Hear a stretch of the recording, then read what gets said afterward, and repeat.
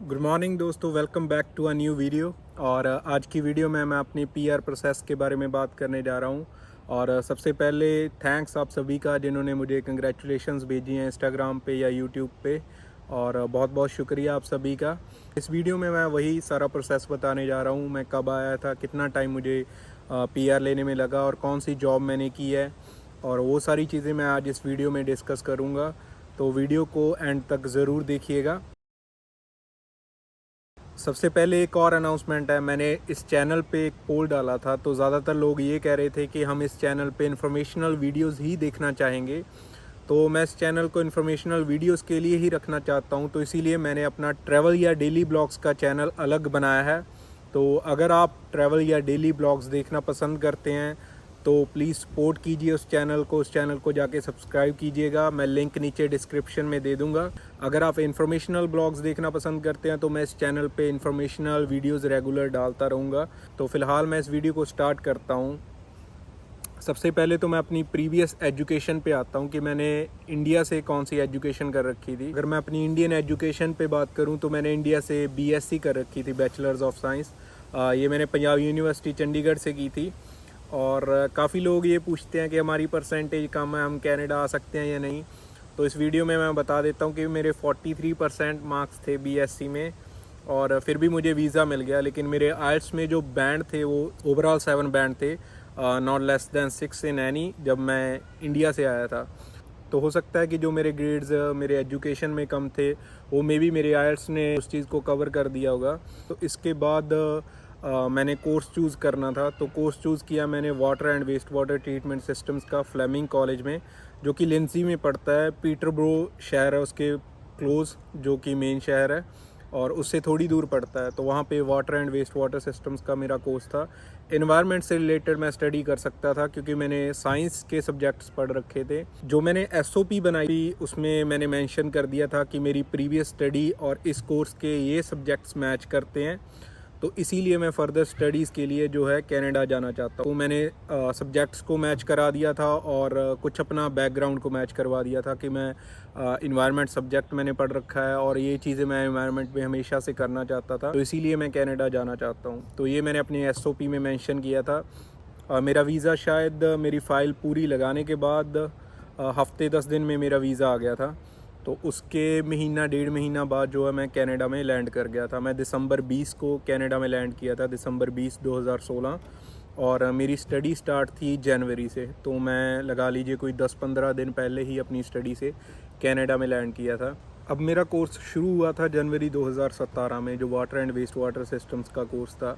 और वो कोर्स था मेरा फ्लेमिंग कॉलेज में। लिंजी एक तरह का लगा लीजिए एक विलेज टाइप है वो टोरंटो से ऑलमोस्ट 100 किलोमीटर के करीब जो है ईस्ट को पड़ जाता है। तो टोरंटो से थोड़ी दूर था, बस सर्विस भी बहुत कम थी टोरंटो को। तो ज़्यादातर जो जॉब्स हैं, मैंने पिछली वीडियोस में भी बताया कि वो टोरंटो के आसपास एरियाज़ में ही हैं। तो पार्ट टाइम जॉब ढूंढते ढूंढते मुझे लगता है मुझे 2-2.5 महीने लग गए थे। तो इस चीज़ का आप ध्यान रखिएगा, क्योंकि जब हम वहाँ से अप्लाई करते हैं हमें ये होता है कि हम कनाडा में पहुँच जाएंगे, अरेंज कर लेंगे, जो कि हो जाता है अरेंज धीरे धीरे। लेकिन अगर आप टोरंटो के आसपास कोई कॉलेज ढूंढते हो, वहाँ पे आपको पार्ट टाइम जॉब ढूंढनी आसान हो जाती है।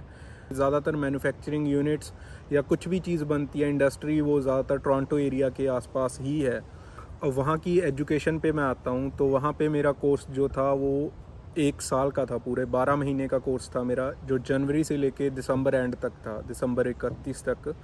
और उस कोर्स में मेरे जो 2 सेमेस्टर थे, 8 महीने जो थे वो इन क्लास स्टडी थी, और 1 सेमेस्टर जो था वो मेरा इंटर्नशिप था, उसे कोऑप बोलते हैं।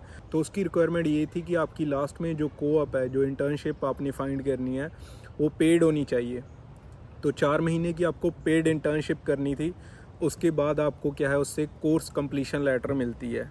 फर्स्ट सेमेस्टर से ही वो आपको आपके रेज़्यूमे की, कवर लेटर की, इंटरव्यूज़ की वो तैयारी करवाने आपको लग जाते हैं। और फिर सेकंड सेमेस्टर आया, तो सेकंड सेमेस्टर हमने किया। उसके बाद हमने जो है water operator, waste water operator के लाइसेंसेस लिए।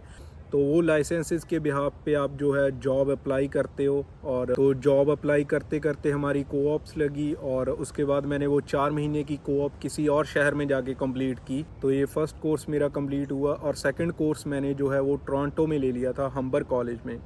हम्बर कॉलेज में मैंने प्रोजेक्ट मैनेजमेंट का कोर्स किया है, जो कि 8 महीने का था। तो मैंने कोई गैप नहीं रखा, 12 महीने वहाँ पे मेरे पूरे हुए। तो जनवरी में मैंने क्या है हम्बर कॉलेज में नया कोर्स शुरू कर दिया था। तो जनवरी से लेके अगस्त तक मेरा वो कोर्स चला प्रोजेक्ट मैनेजमेंट का, और कोर्स कंप्लीशन लेटर मिलते ही मैंने वर्क परमिट अप्लाई कर दिया। और अक्टूबर में जो है मुझे एक वाटर ट्रीटमेंट ऑपरेटर की जॉब मिल गई थी।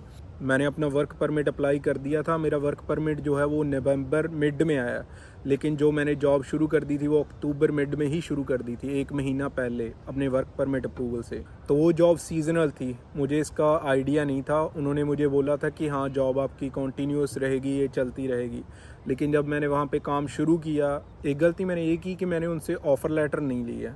अगर आप ऑफ़र लेटर लेते हो, कहीं पे भी जॉब शुरू करते हो, अगर उसमें आपको मेंशन है कि आपकी जॉब फुल टाइम है और रेगुलर जॉब है, तो आप उस चीज़ को बोल सकते हो उनको कि आपने इस लेटर में ये लिखा था।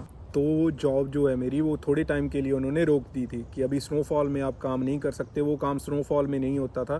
तो उस जॉब पे क्या करना होता था कि हमें वाटर डिस्ट्रीब्यूशन और वेस्ट वाटर कलेक्शन जो मैनहोल्स होती थी उनके अंदर हमें कैमरा से क्या है इंस्पेक्ट करना होता था। तो जो कैमरा होता था वो कैमरा उस मैनहोल के अंदर जाता था, वो सारा इंस्पेक्ट करता था, और हम बाहर से जो है कंप्यूटर पे उसको चेक करते थे कि अंदर कोई ब्रेकेज या कुछ भी प्रॉब्लम तो नहीं है। तो ऐसे करते करते हम एक दिन में बहुत सारी जो मैनहोल्स हैं वो चेक करते थे कैमरा से, और उसकी वीडियो रिकॉर्डिंग बनाते थे।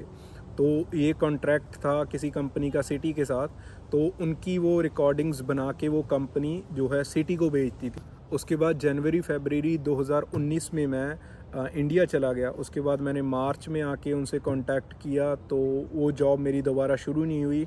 मे बी उनका जो सिटी कॉरपोरेशन है उससे कोई डिस्प्यूट हो गया था या कुछ भी, तो वो जॉब मेरी दोबारा शुरू नहीं हुई। तो उसके बाद मैंने अपनी जॉब्स नेक्स्ट अप्लाई करनी शुरू कर दी। तो उसी के चक्कर में मेरा थोड़ा टाइम जो है वो वेस्ट हो गया। तो उसके बाद मैंने ऑफिस एडमिनिस्ट्रेटर की जॉब शुरू की अगस्त 1 से। वो जॉब मेरी चली अगस्त से लेके फरवरी एंड तक। तो अगस्त से लेके फरवरी तक मैंने एक जॉब की। उसके बाद मार्च से लेके दिसंबर तक मैंने नेक्स्ट जॉब की, वो भी मेरी ऑफिस एडमिनिस्ट्रेटर की जॉब ही थी।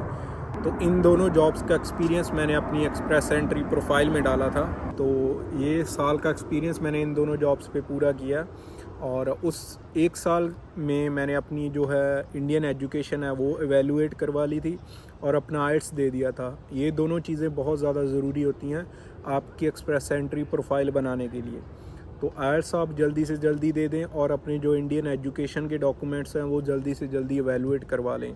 तो ये दोनों चीज़ें मैंने कर दी, और जब ही मेरे 11 महीने पूरे हुए, 12वां महीना स्टार्ट हुआ, मैंने तभी अपनी एक्सप्रेस एंट्री प्रोफाइल बना दी।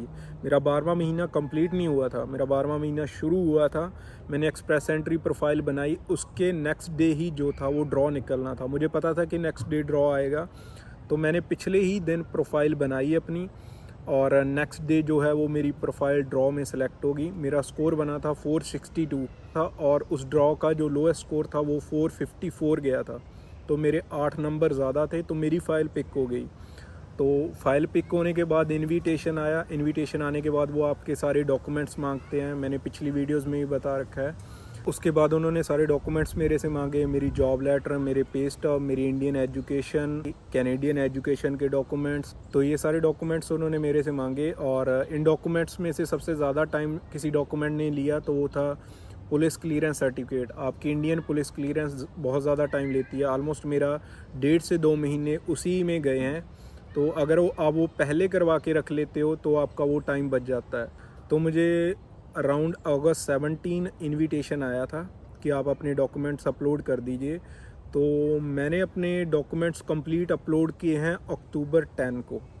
तो जब तक आप अपने पूरे डॉक्यूमेंट अपलोड नहीं करते आपकी फ़ाइल प्रोसेस नहीं होती है। तो अगस्त 17 से अगर अक्टूबर 10 तक मेरा टाइम गया है तो मेरा पुलिस क्लियरेंस में ही गया है, और सारे डॉक्यूमेंट्स मेरे पास थे। तो लगा लीजिए ये ऑलमोस्ट 2 महीने के करीब हो गया। तो अगर आप वो टाइम अपना बचाना चाहते हैं तो आप क्या है अपनी पुलिस क्लियरेंस पहले करवा के रख लें।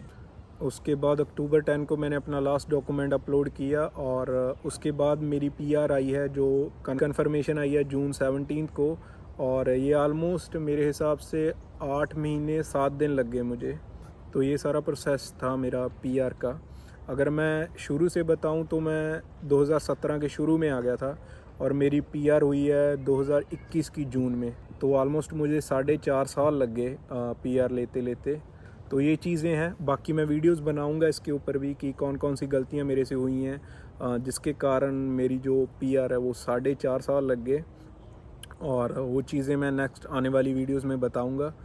तो ये वीडियो ज़्यादा लंबी ना हो, तो इसीलिए मैं इतना ही बता पाया हूँ। होप कि आप सभी के क्वेश्चंस के जवाब मैंने इस वीडियो में दे दिए होंगे, लेकिन अगर फिर भी कुछ रह गया है तो आप नीचे कमेंट कर देना या मुझे इंस्टाग्राम पे मैसेज कर देना। मैं लिंक नीचे डिस्क्रिप्शन में दे दूंगा। तो एक बार फिर से दोबारा मैं आपको बता दूं, अगर किसी ने वीडियो यहाँ तक देख ली हो, तो मैंने एक नया चैनल बनाया है ट्रैवल और डेली लाइफ ब्लॉगिंग के लिए।